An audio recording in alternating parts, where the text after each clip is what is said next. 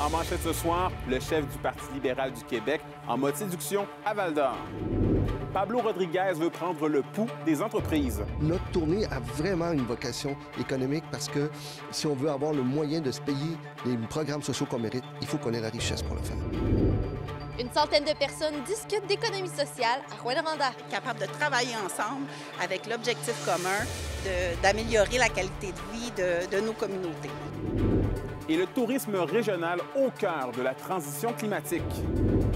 Ici, Anthony Dallaire et le TVA 18h débute maintenant.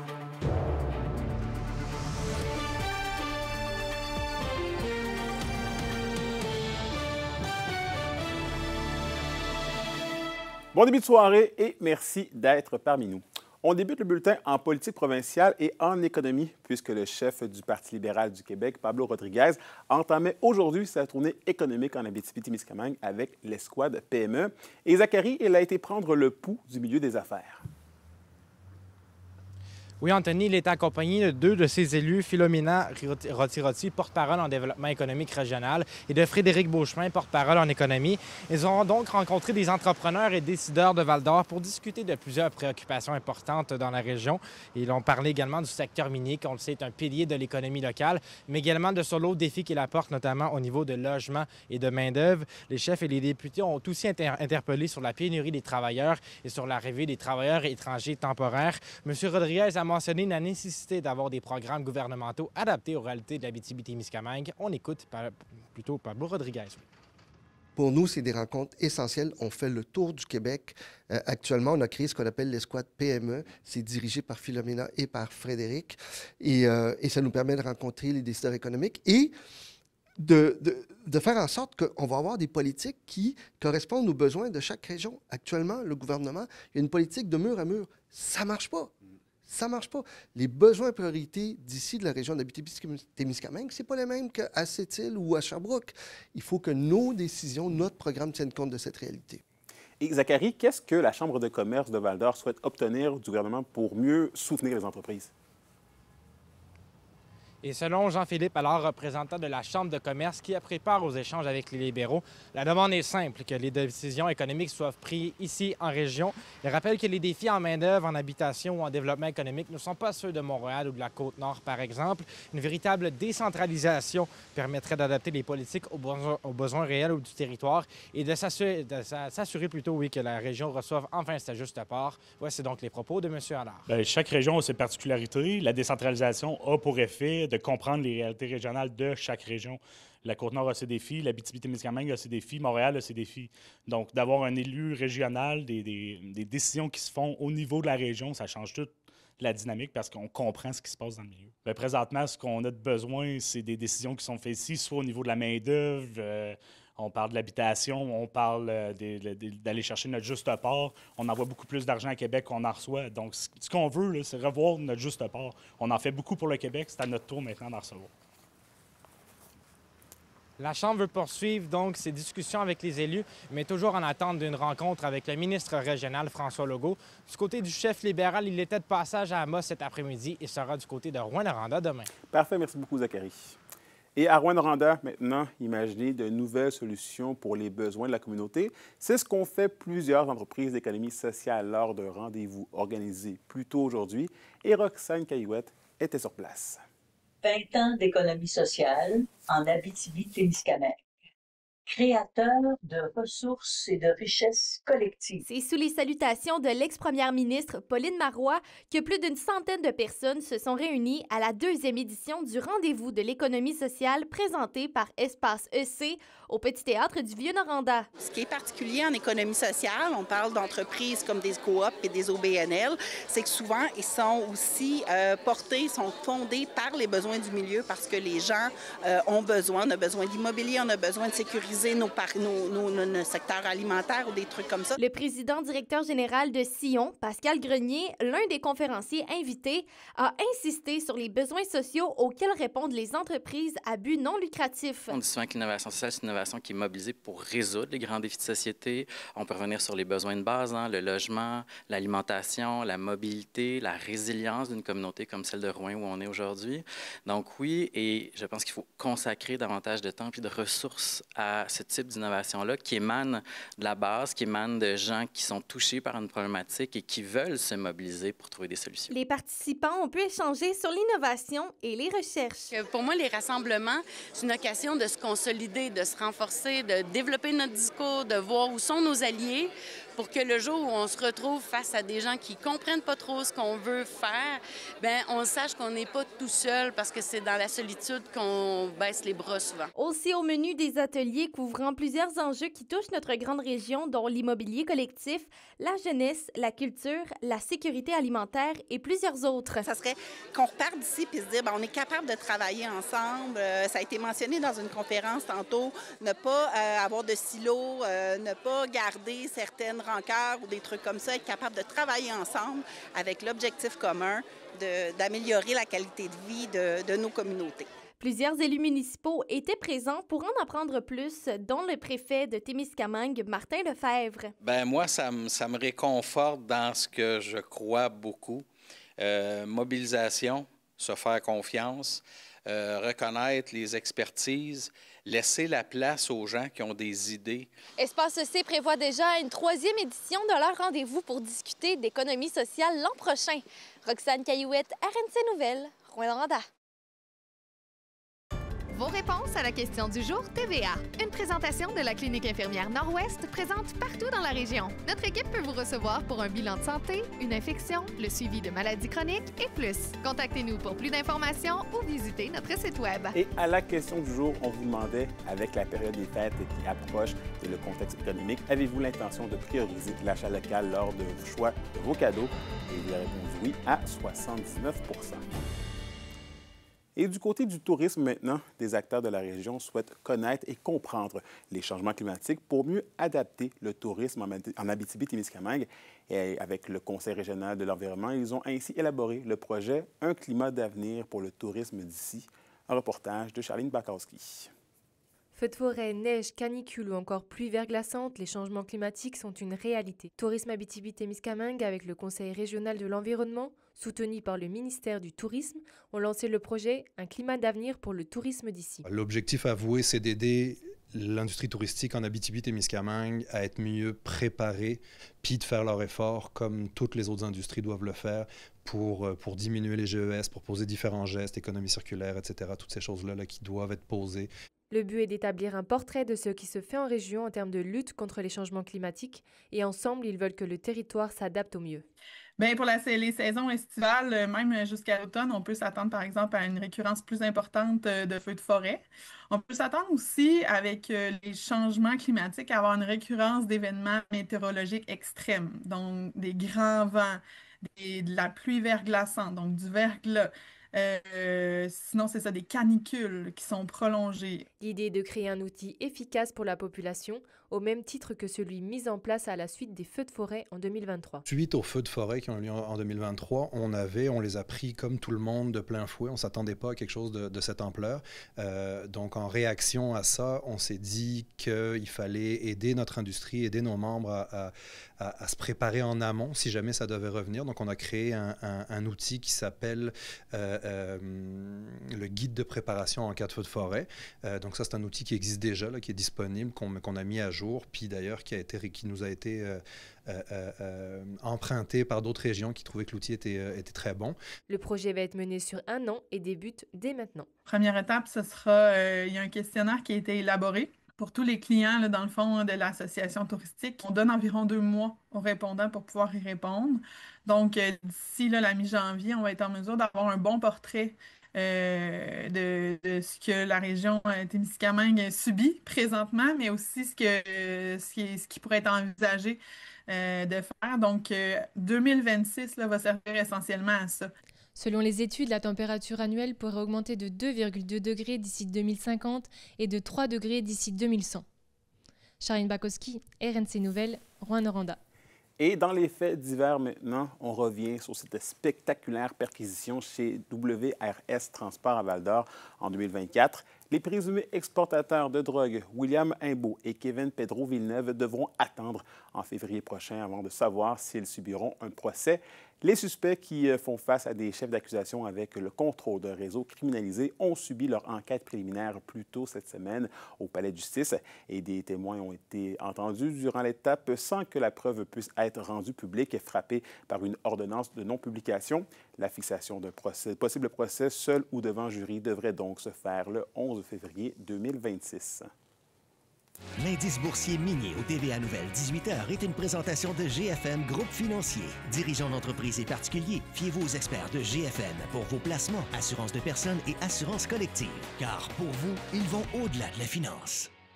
Bonjour, ici Fanny et Claudine. On vous attend demain à la bibliothèque municipale.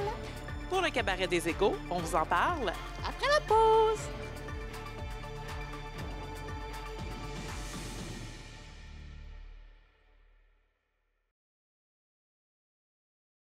La bonne nouvelle économique TVA, une présentation des SADC de l'Abitibi-Témiscamingue et du nord du Québec.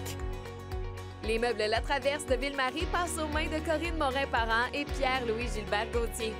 Dynamiques et engagés, les nouveaux propriétaires comptent stimuler le développement et l'innovation dans toutes les sphères de l'entreprise tout en maintenant la promesse de la bannière Accent Meubles, soit d'offrir des meubles alliant style, confort et durabilité. Les SADC, partenaires de l'économie de la région.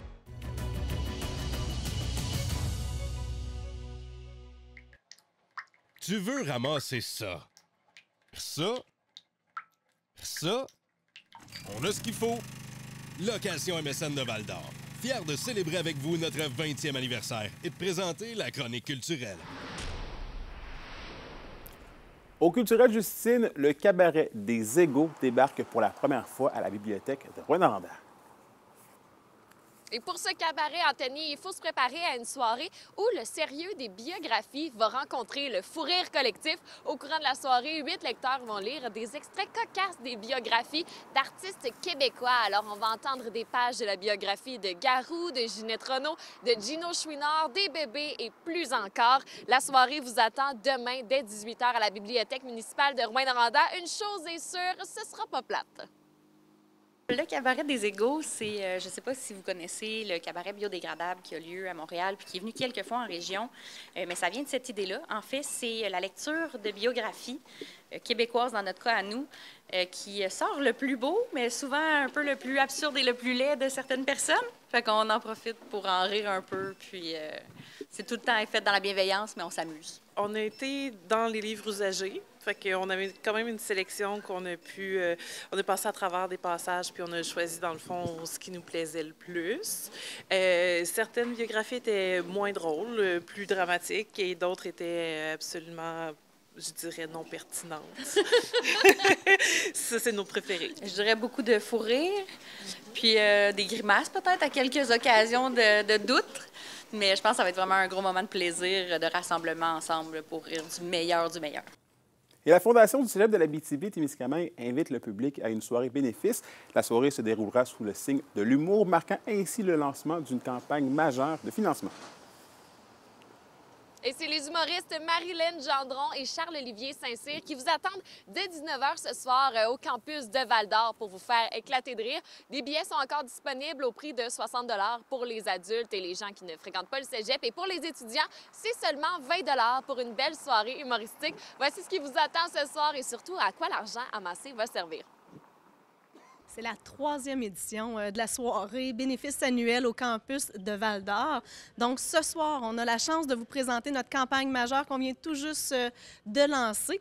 On le fait rapidement parce que la soirée va être suivie en humour avec Marilyn Gendron. Eh bien, on a pris le temps de sonder notre communauté collégiale, les gens de Val-d'Or aussi, et c'est le nom qui ressortait. Donc, on est très fiers d'offrir ce spectacle d'humour-là ici, dans les murs du collège. Les événements bénéfices sur les campus, l'argent est dédié à 100 % aux étudiants du campus, donc à 100 % à la communauté collégiale de Val-d'Or. Et ce soir, on a un projet bien spécial qu'on souhaite mener à terme avec la campagne majeure, donc soit l'aménagement d'un laboratoire collaboratif pour les étudiants de sciences humaines. Et un vide dressing a lieu samedi au profit d'Alternatives pour elle de 11h à 16h. Samedi, vous allez pouvoir vous promener entre les tables pour magasiner vos prochains vêtements, peut-être même un petit kit de Noël. L'entrée est gratuite et surtout, il y a des vêtements pour toute la famille. Alors, l'événement se déroule ce samedi au Club de l'Âge d'Or de Rouyn-Noranda. Alors, c'est l'occasion parfaite pour aller magasiner de façon éco-responsable et surtout de donner à l'organisme Alternatives pour elle. La Ligue M18-3A réagit aux inquiétudes dans la région face à la suppression de 3 équipes d'ici 2028-2029. Comme président, j'ai pas envie d'enlever 3 équipes. C'est des gens avec qui je travaille, c'est des régions avec qui je collabore. C'est Olivier Morin, je vous présente mon entrevue après la pause.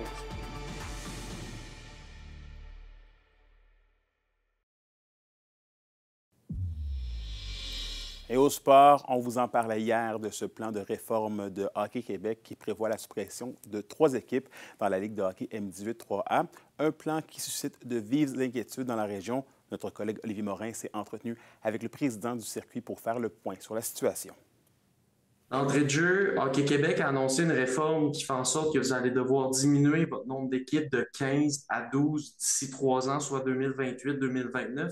Est-ce que vous êtes pour ou contre? Évidemment, moi, comme président, j'ai pas envie d'enlever 3 équipes. C'est des gens avec qui je travaille, c'est des régions avec qui je collabore, mais c'est une mesure qui nous est imposée par Hockey Québec. Donc là, maintenant, ce qu'on doit faire, en fait, depuis la fin de semaine, je me suis fait poser la question par plusieurs personnes.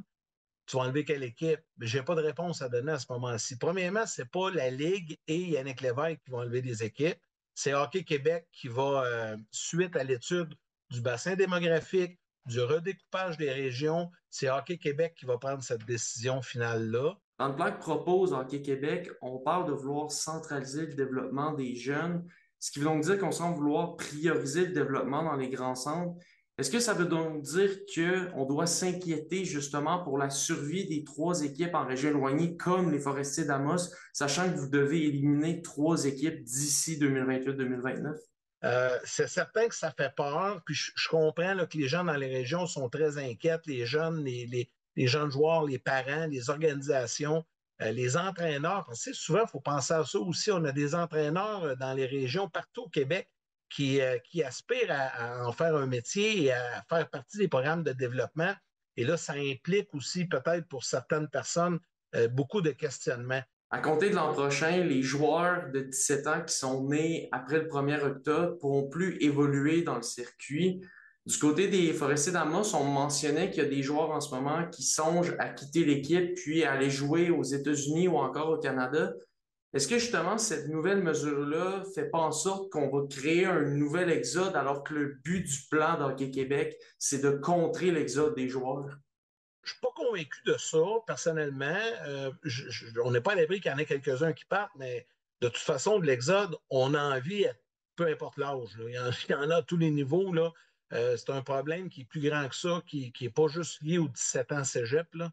Donc, ce qu'il faut retenir de tout ça, M. Lévesque, c'est que vous, en tant que président de la Ligue M18-3A du Québec, vous voulez encore compter sur les équipes des régions éloignées comme les Forestiers d'Amos? J'aimerais que mes 15 équipes existent encore. C'est ça la réponse, mais la réalité, c'est pas ça. Donc, Hockey Québec nous demande de réduire de 15 à 12 équipes. Donc, c'est certain que peu importe laquelle équipe va malheureusement cesser ses activités ou va disparaître, que ce soit en région éloignée ou en région, moi j'appelle ça souvent les régions ressources, là, que ce soit en région éloignée aux ressources ou que ce soit dans la couronne de Montréal ou de Québec, peu importe. C'est pas une bonne nouvelle, peu importe l'endroit. M. Lévesque, je vous remercie d'avoir pris le temps de nous accorder une entrevue aujourd'hui. Ça fait plaisir.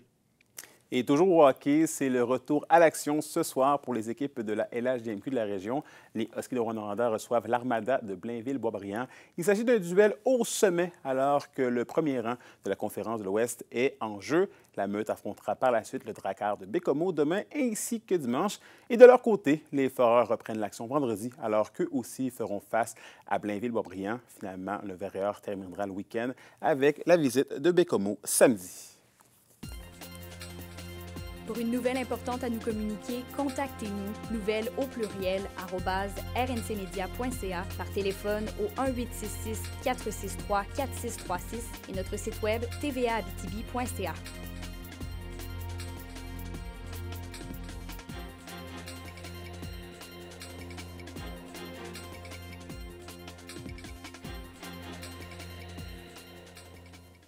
La météo, une présentation de Nicole Auto de la Sarre, la capitale du pick-up. Où vous y trouverez toujours le meilleur choix, toujours le meilleur prix. À la météo, Justine, on devra jongler entre neige et pluie pour les prochains jours. Comme on dit en bon québécois, Anthony, on va marcher dans la slush pas mal dans les prochains jours, ça c'est certain. Pour ce soir et cette nuit, on a quelques petites averses de neige qui sont attendues avec un minimum de -6 sur l'ensemble de la région. Pour demain, en Abitibi, un 40 de probabilité d'averse, mais seulement le matin, suivi de quelques nuages en après-midi. Un minimum de -1 est attendu. Pour le Témiscamingue, pas de neige, seulement des nuages et un maximum de 0. Et en aperçu pour samedi, de la neige ou de la pluie avec un maximum de 1 en Abitibi et de 3 au Témiscamingue. Bottes de neige ou bottes de pluie, les deux vont être nécessaires dans les prochains jours, Anthony. Parfait, c'est noté. Merci beaucoup, Justine.